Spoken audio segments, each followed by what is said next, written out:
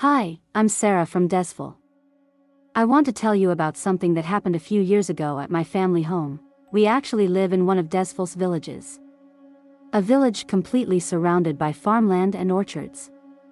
There's a river near our place that flows past an old, abandoned cemetery. No one buries their dead there anymore, but you can still find old graves hidden among the tall grass.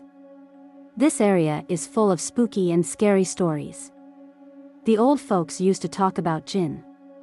I've even heard that until 100 years ago, there were so many of these creatures that people got used to their presence.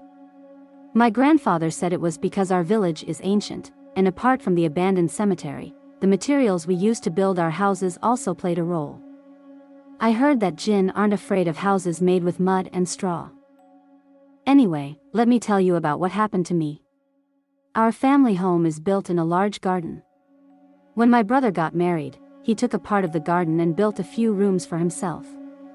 In the center of the garden, there are two mud brick rooms that have been abandoned for a long time and are now used as storage. My mother told me that they built those two rooms when they first got married and started their life together. But after the rooms were emptied of people, they strangely made the atmosphere of the garden heavier. I remember when I was younger, I often saw things around those rooms. My brother had experiences too, but whenever we went to our parents with tearful eyes and scared hearts, they would make up a story, and the truth remained hidden. Years passed from my childhood until I started high school. There was no high school in our village, so every day we would wait for the minibus to take us to the center of the township. The journey from the village to the high school was about 20 minutes by minibus. But on the day of the incident, it was late winter. The final bell rang, and the principal came into the classroom and said we didn't have a teacher. Grabbing the opportunity, we gathered our things and waited in front of the school for the minibus. I remember I had a literature exam the next day, so I decided to start studying as soon as I got home. When I arrived home, no one answered the door. I unlocked it and went inside. The mud brick house was completely silent. I called out to my mother several times, but there was no answer. I went inside and saw neither my father nor my mother. I went to the phone and called my father. I could hear screaming and crying on the other end of the line. I asked in horror, "Where are you? What's that noise?" My father said, "Don't worry, my daughter. We've gone to the cemetery." The cemetery wasn't far from the high school. My parents wanted to pick me up on their way back, but I had arrived earlier. Reassured, I went into the room with a door facing the yard, sat down, and started studying. The weather wasn't cold those days, and I had left the door open. Despite the things I had seen in the house, I wasn't afraid of being alone and quiet. Years had passed since that incident, and I was actually glad about it. As I was immersed in my studies, a fear crept into me, just like when you suddenly feel uneasy for no reason. I ignored it, but a moment later, my fear turned into something more. I heard a sound like someone walking, but it seemed like the person was very heavy, and instead of taking steps, their feet were dragging on the soil in the yard. It was so strange that I wasn't sure if it was a human walking or not. The only thing I was sure of was that the sound was getting closer and closer to our building. Before I could get up and look out into the yard, I saw my sister-in-law standing in the doorway of the yard. I hadn't even noticed her arrival. I was startled. She looked strange that day. I wanted to say hello, but she turned and left. I went back to studying, but it wasn't long before I felt myself under the weight of a gaze again. It was my sister-in-law again. I greeted her, and she replied coldly. She didn't move from her spot. It was as if she wanted to come but couldn't. She was also wearing clothes I had never seen her wear before. Feeling awkward, I asked, "Why are you standing there? Come in." As soon as I said that, she came forward. She moved as light as a feather. I even felt like she wasn't putting her feet on the carpet. She sat right next to me, but her sitting down was the first spark of surprise. My sister-in-law was thin and didn't weigh much, but when she sat next to me, it felt like a 500-kilogram person had fallen to the ground. I joked, "What's wrong? Did the room collapse?" She didn't say anything and just smiled. I felt her eyes turn red. I got serious and asked, "Are you sick? You look like you have a fever. You're so hot that I can feel the heat too." She smiled again and lowered her head.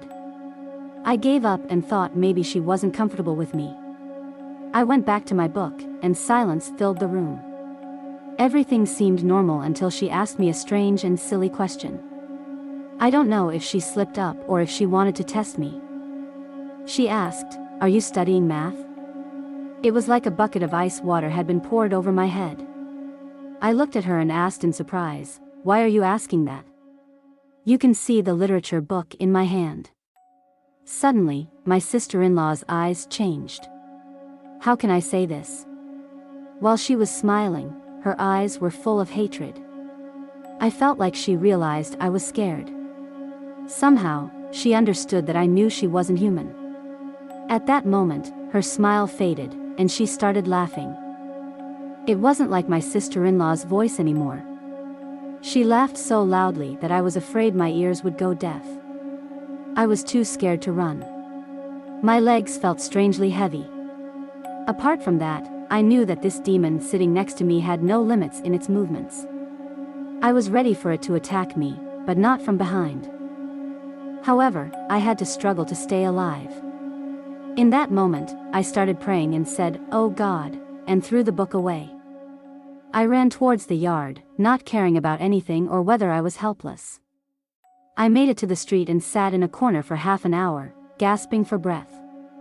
When I felt a little better, I saw that my brother's house door was half open, and it seemed like someone was inside. Fearfully, I went towards the door and slowly opened it. I met eyes with a little girl.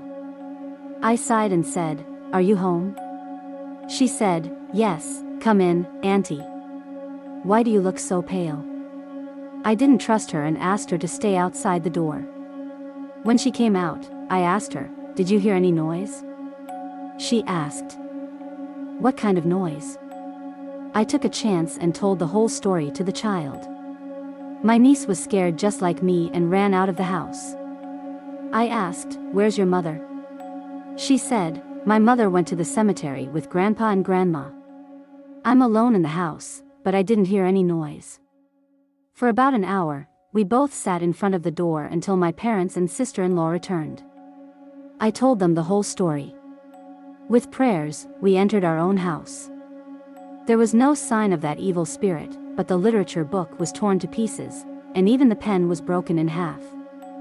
My mother put everything in a plastic bag and told my father to throw it into the river. She said that whatever evil spirit it was, it came from that direction. They gave me some sugar water and burned some mugwort for several nights, as they say the smoke of mugwort drives them away. For a few nights, I slept with my mother out of fear, until finally, this incident faded into my memory like the past events. But after that incident, I could no longer enjoy silence and solitude, and no one would leave me alone in the family home.